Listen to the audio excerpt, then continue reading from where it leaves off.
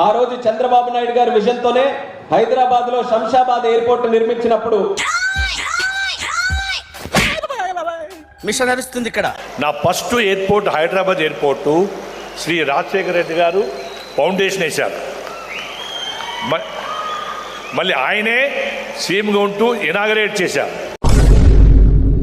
ఈ యొక్క భోగాపురంలో ఎయిర్పోర్ట్ అన్నటువంటి బీజం వేసినటువంటిది మన విజనరీ లీడర్, మన ముఖ్యమంత్రి వర్యులు శ్రీ నారా చంద్రబాబు నాయుడు గారు. ఈ రోజుని అది భగవంతుడు నిర్ణయం చేయదు. వారి తనయుడు జగన్మోహన్ రెడ్డి గారు వారి అమృతాస్త్రాలతో ఈ రోజుని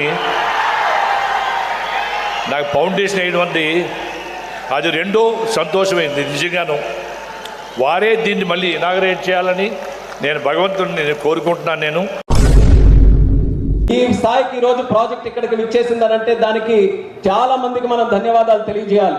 ముఖ్యంగా జిఎంఆర్ గ్రూప్ కి, ఆనరబుల్ సీఎం గారికి మా జిఎంఆర్ తరఫున నేను హామీ ఇస్తున్నాను. నెంబర్ 1 ఎయిర్పోర్ట్ కట్టి 36 months దానికి హెడ్ అసెంబ్లీ కూడా ఇచ్చేస్తాం. మీరే మళ్ళీ ఇనాగరేట్ చేయాలని కోరుకుంటున్నాను. నాకు అవకాశం ఇచ్చినందుకు చాలా థాంక్స్.